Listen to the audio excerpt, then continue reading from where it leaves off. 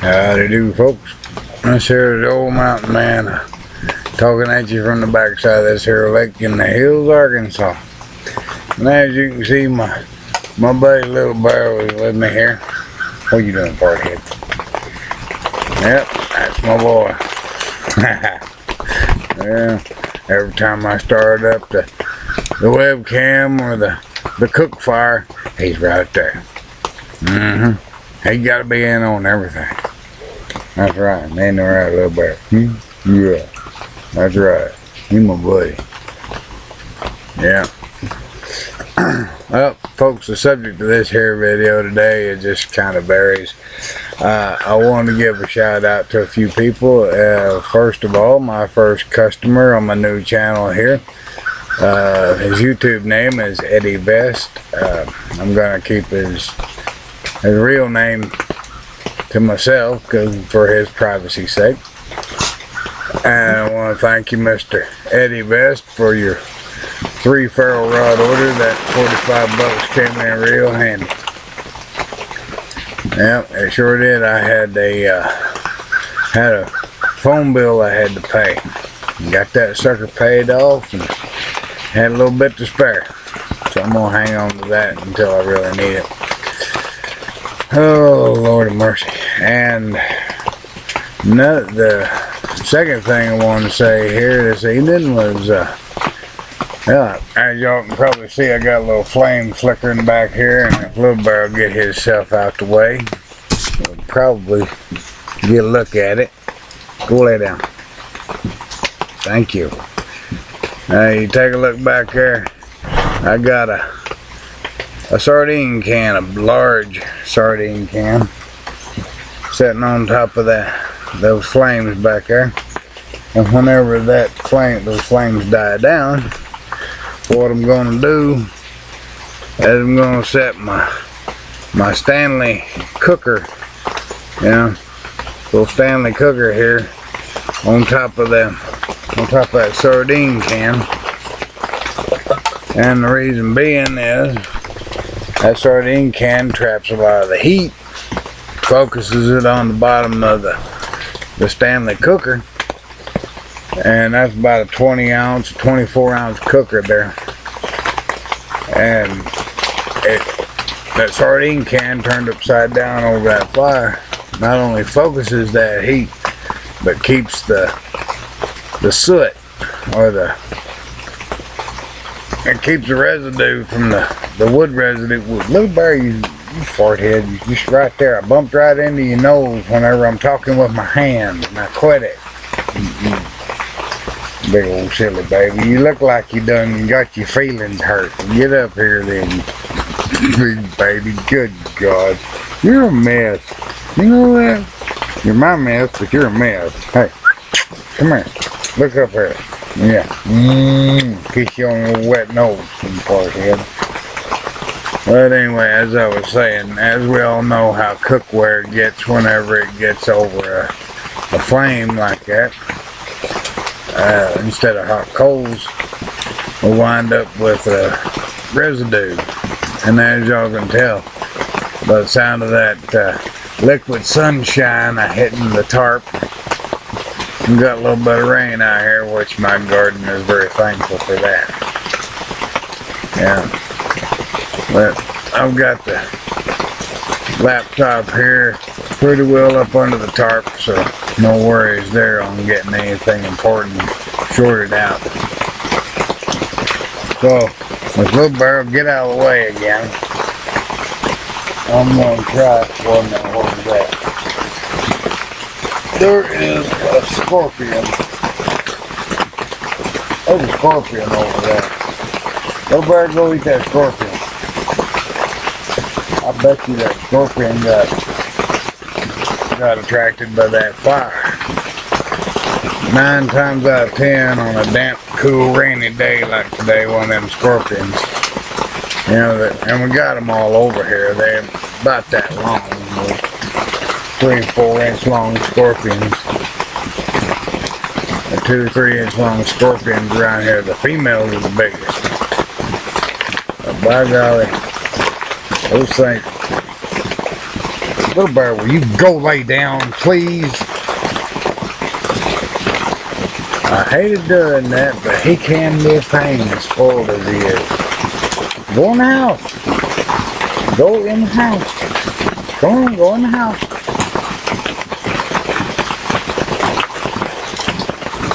And move some stuff out of the way so you can get by without knocking anything over.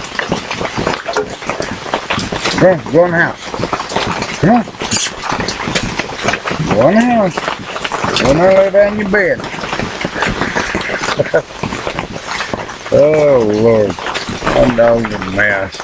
Spoiled rotten. I should have known better than raising him in the house. Love him to death though. He's the most faithful critter in the world. The best buddy, and I don't know how I wouldn't have no company if it wasn't for him hanging around with me. Oh, I got people living around me. Well, out here on the lake, and this is a lakeshore community out here. There's people all over the place, but I generally don't associate with much anybody. Well, that rain kind of got through a hole in the tarp. That's another thing I got to buy is a new tarp. $25 for a 30-foot tarp, or $30 for a 30-foot tarp is a bit much. Yeah. Well, that dang dish there got ants all over it. I'll move this laptop over this way. Try to get it over him where I won't get no more water dripping on it. Alright, I got all skewed off of the subjects and everything.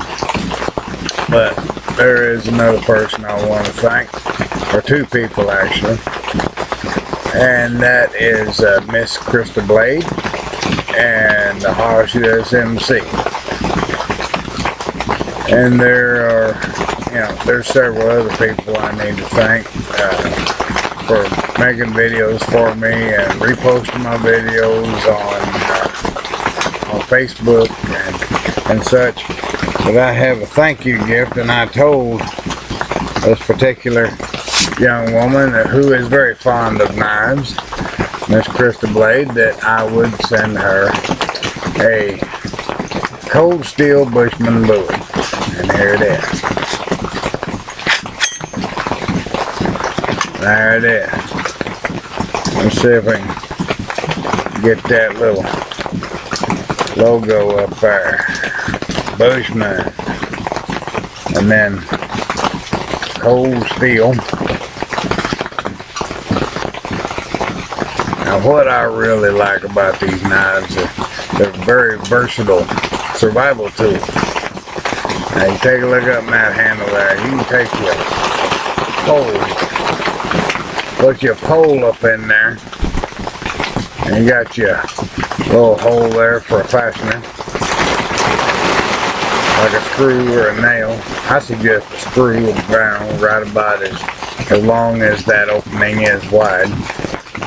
But then again, I've got a couple of these, and what I'm going to do with mine is I'm going to drill another 3 holes up along here and add more fasteners whenever I get a good hickory pole. And I'm probably going to go to the farmer's co-op and buy something like a hoe handle, or a shovel handle or something, and whittle it down. And yes, there is a garden implement called a hoe, and it's not just a term used for a loose woman or a woman of bad reputation. Anyway, Miss Krysta Blade, this here knife is going to come to you as soon as I can get the postage together. And to sweeten the deal, the thank you gift for reposting my videos for me, I have for you my very first custom made wooden handled ferro rod. First one I ever made. I sat and whittled on that and burned. It's not stained or painted, that's burnt. Yeah, you got the lanyard hole. You got a nice textured or contoured handle there where you hold on to it. You can hold on, you know, just figure out whichever way is comfortable for you. But this ferro rod and this handle here was one I used in the previous videos here on my new channel to demonstrate the effectiveness of the ferro rod. And I took some DevCon, the EVCON DevCon 2-ton epoxy resin for the adhesive to seal that in there. I'm sure at that angle you can see the way it kind of overflowed a little bit. And you can pretty well, I know you'll be able to see it when you hold it in your hand, but that's, it'd take no less than 2 tons of pressure, 2,000 pounds per square inch to pull that out of there. Now the handle itself is white pine, but I went over it with hot iron, hot piece of iron, and I used to temper wood and, you know, burn it, scorch it, and give it sort of a rustic look. And now, and that is the very first one I ever made in my entire life. And you got that one with it as an additional part of the thank you gift for trying to help me promote my business. And that's something. Got your survival kit all in one right there. Knife, spear, combination spear, and a ferro rod. Oh, howdy. I'm going to throw in one of them little strikers too, one of those little orange handle strikers, but a good carbon steel blade or a piece of a file you can find in your uncle's shop or your dad's shop or whatever. That right there would help. Okay, I got some more handles here. Now, there's a raw wood one. Hadn't even got the hole drilled in it yet. And it's, you know, these are all hand carved by me, hand cut. And this one here, you got a pretty good grip on it. Feels good in the hand. And now these two are kind of, you know, conventional and whatnot, but that's, yeah, pretty decent. But this one here is kind of funky looking. Yeah, it's cut all crooked this way and that, and I just sit around and do these things because, you know, I get bored.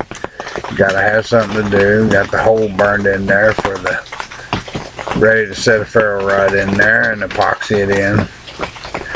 But, you know, with those deep grooves, and you hold on to that thing, and you know you got something that ain't gonna slip. There's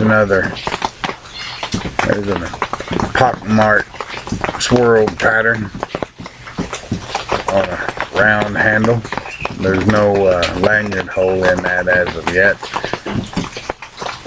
May wind up putting a steel ring in it after I burn sort of a catty corner hole, you know, angle it in like that and burn it through or drill it out, something like that. May get one of those little round looped screws. You screw something in there, it's got a little round loop on the end, and run a lanyard through there. And here's another one that's just, I set and practice. Yeah. This one here, that's quite a handful. That's a big old handle right there. That come off a shovel handle. That piece of a shovel handle there, and it's got the hole burnt in it for the ferro rod. And here's one I really like yet. It's kind of, like I said before, sort of a conventional type. Looks almost like a bowl for a peace pipe, but it ain't. It got the hole for the ferro rod and flat handle The little bulb right there, this flared out part right here. But all of them just, they feel real good in my hand. And I'm kind of picky. I'm real particular. Oh, let's see what else. Oh yeah, I've got a few ferro rods there, 4 of them. I had some of them, and these are the same length, all except for this one here. This one here I bought just plain in a lot of 5 that I had some years ago. But these here are all, these 3 here came out of the ones that were not glued into the orange handle. But if you like any of those, give me a holler, and we'll see what we can do about fixing one up for you. If you're inclined to buy one, whomever you may be watching this video at this moment, if you're into survival, bushcraft, whatever, give me a shout. If you got an idea for a custom handle you want of your own, tell me what material you'd like. And if I can put my hands on it, I can make it. I can dang sure do it. I'll make them out of brass shell casings if I can find a 50 caliber shell case. I'm an inventive old boy. I've got quite an imagination. That's what being an artisan is all about. And I never really even professed to be an artisan, but I was referred to as such by a very intelligent, articulate, and observant woman here a little while back. She referred to me as an artisan. I said, I kind of thought of myself as, you know, MacGyver or something, but I just kind of rig things up as I go along. And what I'm looking for, here's another knife I like. Now, I've had this thing for 3 or 4 years. It's a copy of a Rambo knife. Rambo 4 knife, and as you can see, I have beat the living daylights out of this thing. I have hit that thing with an 8-pound sledgehammer head, and it's hardly even flattened it out. It pockmarked that back up, bent that back over a bit. That's what I use to cut wood around here, cut firewood. I got a big old tree limb back there. See if I can get this bugger. That tree limb right over there laying down, that's what I dragged up. Well, I didn't drag it up, I carried it up. Dragging something like that would just work you to death. I use this here copy of the Rambo 4 knife. That's a 3-pound slab of steel, and by golly, the more you use it, the sharper it gets. It does not get dull whenever you're cutting on firewood. It just stays sharp. I can vouch for that. And that's $40. 40 bucks. And it's one of the best blades I ever had. And it's, you know, it looks ugly. It's spotted up with rust. And I put oil on it, and I put motor oil on it, and what have you, whatever I got on hand to, you know, knock the rust and keep it from getting too badly messed up. But by God, that is a rough, tough, daggone camping knife. You butcher a hog with that thing if you wanted to, if you was inclined to eat pork. But, you know, and I know a lot of people like to eat bacon and sausage and everything, and pork has been celebrated a lot on the internet here lately. I don't know why. But I don't really want to get off on a rant about pigs, because anybody that knows me knows that I just don't care for them. They have their place in nature as scavengers and consumers of the dead animals and such, and they're incredibly destructive whenever it comes to hay fields and all. And I've seen herds of them be killed and left lay just because nobody wanted to bother with them. And they was destroying all kinds of money in alfalfa hay. But got my coffee set up there on the, here we are 20 minutes into this video here, and I'm just now getting this here coffee on the fire. It may run a little bit longer than 20 minutes, who knows? This might be a long video. But I'm looking around here, and I got me another package in from eBay here a few days ago. And what do you think that is? A big old handful of them suture kits. Well, not suture kits, they're sample suture outfits. And just to, and none of these are transparent. And none of them are open yet. But I got about 30 of them there. And I got 30 of them for 25 bucks. So that's not a bad deal when you consider you got about $2.50 shipping. And $2.50 shipping for that little lightweight package, that's a bit much, I think. Yeah. I mean, really. But, you know, some people like to try to make money off shipping and such. Never did hold with that. Let's see here. This is 5/0 propylene. There's propylene non-absorbable suture blue monofilament. Veterinary use only, but guess what? I don't really care.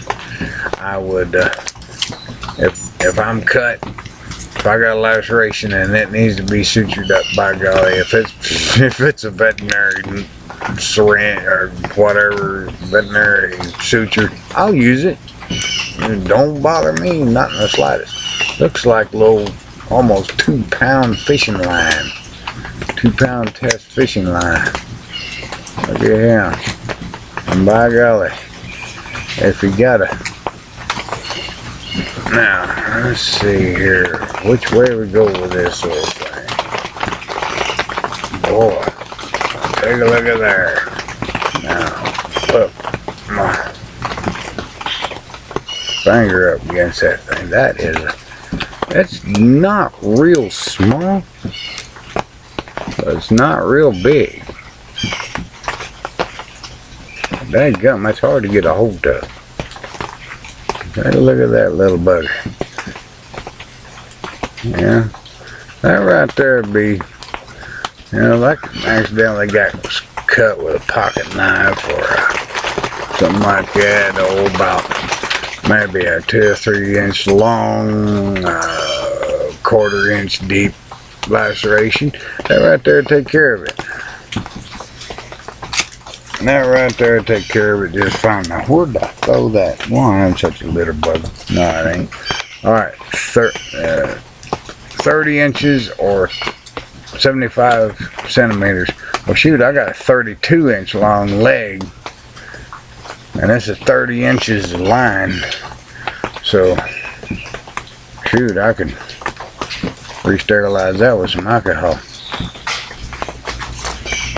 Re-sterilize that line with some alcohol, reuse it a little bit later. They say not to reuse it, but you know, alcohol kills everything right down to the microbial level, so and my blood's pretty well clean, I reckon, except for a little nicotine and caffeine. I really hate smoking, I really do, but it's an addictive habit and it's very difficult to quit. Speaking of that, oh good gosh, but folks, I'd really appreciate anybody that wants to place an order with me on the ferro rods and the custom handle ferro rods.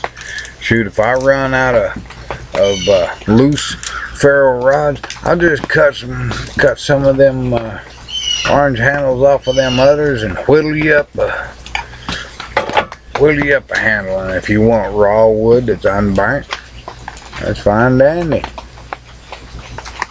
If you want a particular design or your initials or whatever, I'll do that too. Well, I've been known to use all kinds of different things to decorate up wood burnt projects. I do wood burned art. I've burned things like pictures of elk and deer feeding in the mud at the foot of a mountain by a lake. Yeah, I've done all sorts of things along the artistic line. I'll just take a picture, but I don't, I'm not real good at drawing. So I got to take pictures out of magazines. And what I do is I lay some carbon paper down, and I put the pictures on top of that, and I trace every detail, every single little detail, hair, eyeballs, horns, whatever, teeth, if that's the case.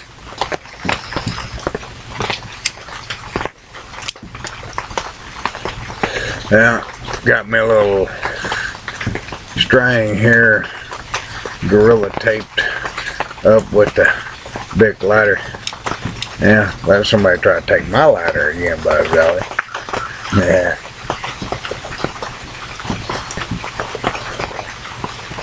Oh, feels like that there coffee might be getting a little warm. But you know, folks, this here survival business, I grew up in this kind of life. My mentors over in Oklahoma, Mr. Cribbs and a man by the name of Sonny. Now, I just try to keep these men as anonymous as possible for their privacy's sake. Their safety and privacy's sake.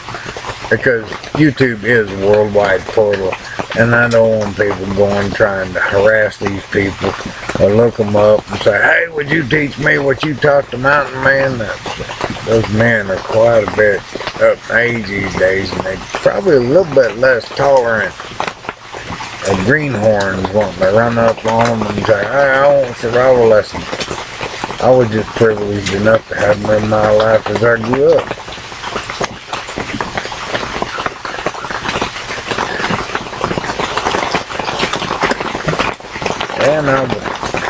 And whenever I was a kid, I grew up without a dad.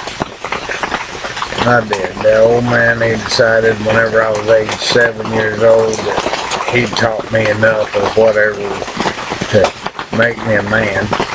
So he just left. It was a mess. It was, don't really want to go into all that much personal stuff like that. Don't want to really go that deep. But it's thanks to Mr. Cribbs and Sonny and my mom that I'm the man that I am today. As I say in the About Me section there on my main channel page. If you want to go read that, it's very short. By the way, the channel art is by Uncle Rusty Double Alt or 00, just for those of you who are not really familiar with the term alt. Well, those that will be using shotguns know double alt buckshot. But anyway, I put the link to his channel there in the About Me section. And I've got another big drip going on that,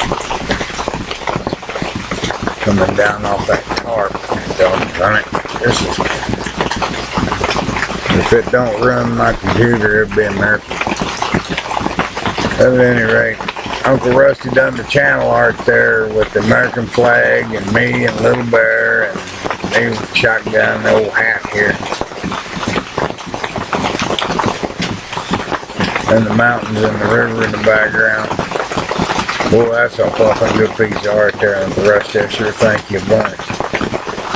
And there's anything I can do for you, brother, you just let me know. Well, I'll tell you, these rainy days, they don't get me down. The animals out there in the woods, they need this good drink of water coming down. My garden needs it. The wild night crawlers we got around here, worms, they need it. Everything in nature needs it. You know, just as long as we keep the air passably clean. And burning wood, that does put off some, increases my carbon footprint. Yeah, oh boy, that's ridiculous. That is completely ridiculous. You know, global warming was invented by Al Gore, a politician. Imagine that. Now, he's the one that got all the environmentalists all up in arms about the whole dang thing. And that really ticks me off, because they want to start trying to charge us something called carbon tax. That's just a way for a rich politician to get even richer. It ain't got a dang thing to do with the environment. And I know I just opened up a whole can of worms from the inside, because there's going to be people trying to argue with me about it. It's ridiculous. All the volcanoes in the history of the world have put off more carbon dioxide than any automobiles, any cigarettes burning, any campfires burning, any aerosol can. And the atmosphere is just fine. No, it's true. The earth is going through some changes, and I've seen them. And who would know more about the earth than the man that lives with the earth? I can guarantee you, there ain't nothing wrong with Mother Earth. There's plenty of pollution out there of other kinds that close to groundwater. There's not hardly a drop of clean groundwater in the United States. Now, I won't take a drink of water unless it's filtered and boiled. And I gotta get myself one of them Berkey water filtration systems.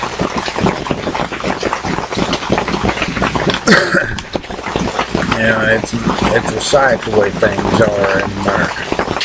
And it's a real shame the way these politicians are trying to work everybody up into being all concerned about the environment. If you want to clean up the environment and improve nature, plant some trees, plant a garden, plant flowers, plant any kind of plant that you feel like planting, as long as it's perfectly legal to plant.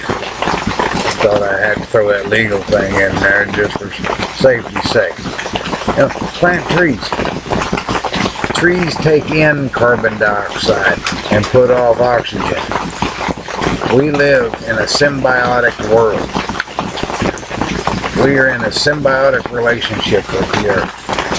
And symbiotic, it means we depend on the plants and the plants depend on us. Animals depend on us to take the place of other predators that have been decimated and drove to extinction or near extinction. We hunt, we fish, we thin the herds, we plant our gardens, plant other trees. Those trees cast off seed and replenish the earth in ways that people can't even begin to imagine.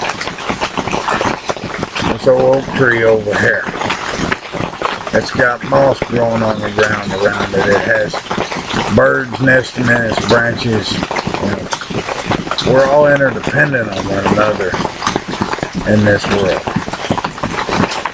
And whether you live in a city, a townhouse in New York City, or what have you, believe it or not, you're more linked to nature than what you might realize.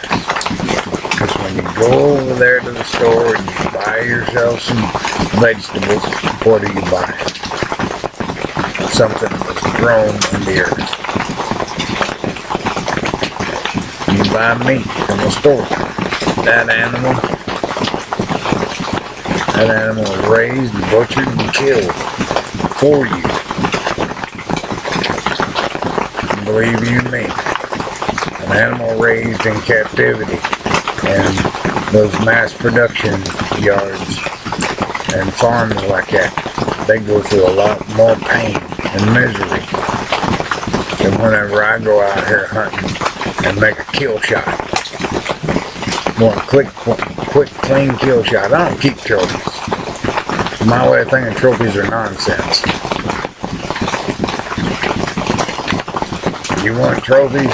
You know, you can go take a picture of an animal and have a fiberglass or composite trophy made, and you can hang it on your wall and you can tell all the hunting story lies you want about it.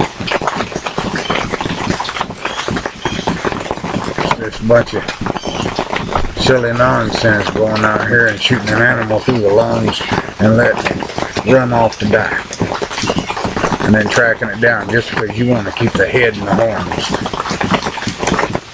That makes me madder than 10 kinds of hell. I got water dripping on my computer again. Well, folks, I reckon I better get off here and quit my ranting. I don't know, I might want to sit here and sip on some coffee. Find a little more calm subject to talk about.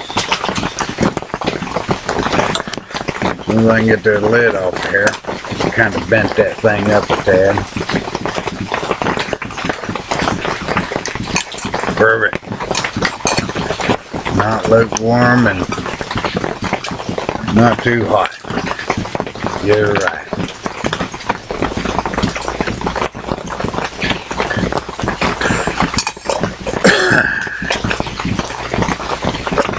Oh, set that bag over there and set it directly up there over them hot coals. And that can. Well, that can focus today.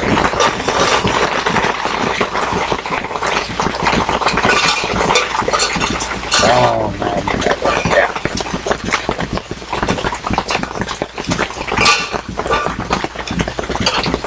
Damn sardine can. Being stubborn. But folks, if you really want to get a spiritual connection with the earth, plant a seed. Whether it be an acorn, a pecan, or any other kind of seed to grow a tree. Order some from the Arbor Day Foundation. I'm an Arbor Day Foundation member. I order trees every year, every spring, and I plant them. I just became an Arbor Day Foundation member about 2 years ago, and I had got sent some free mailing labels, and I called in, you know, kind of show my gratitude, and I said, you know, what can I do? And they said, well, how about a donation? And I said, well, don't have much money. And so what's your least amount? And I said, that you could accept? And they said, oh, we could accept anything. I said, well, I think I got about $10 on my card I can donate to you. And they said, well, that'd be fine, and we'll send you some trees. And that's how I got started. You know, I donate $10, $15, $20, whatever I can afford at the time, and they'll send some trees, and I'll plant them. I stick them out here in the woods, or I'll put them in the yard, and it does all the more good for the environment. It helps to clean the air. It helps to do all sorts of things good for the earth. You know, people and animals breathe out carbon dioxide. Plants and trees and such, every form of plant life breathes in that CO2 or carbon dioxide and breathes out oxygen. I remember one year I had myself a tomato garden, and I had tomato plants that was 6 foot tall. I just kept tying them up, building those just kept tying them up using flexible cord so they could, you know, not have any stress on them. And I would go out every evening and water them. And whenever I sprayed that water on those leaves after the sun got down and the air got cool, or cooler, I stood right there in the middle of that garden, and I had a dozen tomato plants all around me, and I sprayed that water on them leaves and washed the dirt off. And it felt so cool. The air around me just got cool. And I just stood there and I just breathed it in and enjoyed. And I realized those plants they were needing those leaves washed off so they could breathe. And they were breathing out oxygen. And it was just pure, cool air right all around me. And it was quite an experience. It sounds kind of simple, might sound silly to some, but it felt great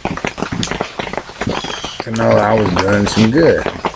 And those tomato plants didn't make much more than little old green tomatoes, which I gave a whole bunch of them to one of my neighbors. They love green tomatoes, so fried green tomatoes. Heard there was a movie called Fried Green Tomatoes. Oh well. I reckon this here visit with the old MountainMan is gonna be ending just here shortly, and I'll be getting back to my chores, going back in here and picking up and sweeping a little bit, getting kind of tired tripping over stuff. But if you're so inclined, folks, to buy yourself a ferro rod, I'd sure appreciate it. The money's sure much needed. And I'm wondering just what in the Sam Hill. Oops, I got a little water on my doggone touchpad. And I gotta reach over here,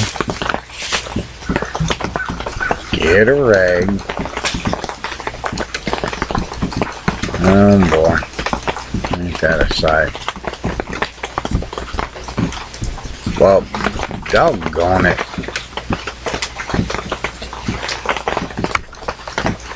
Boy.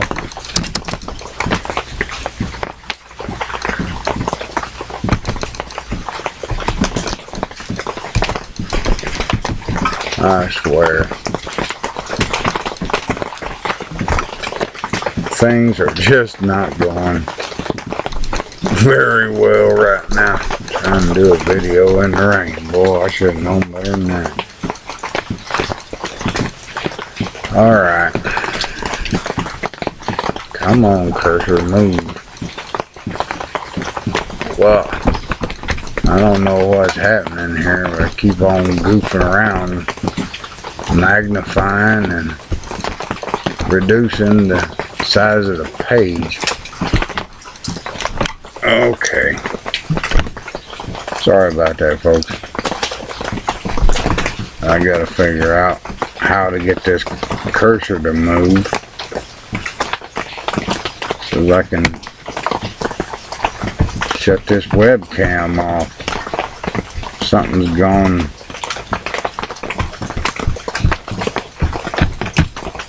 Some water's got down in there and messed things up a tad.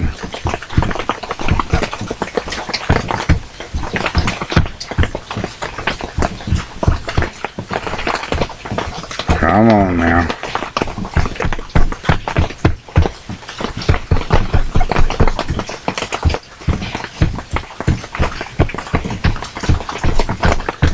I'm trying.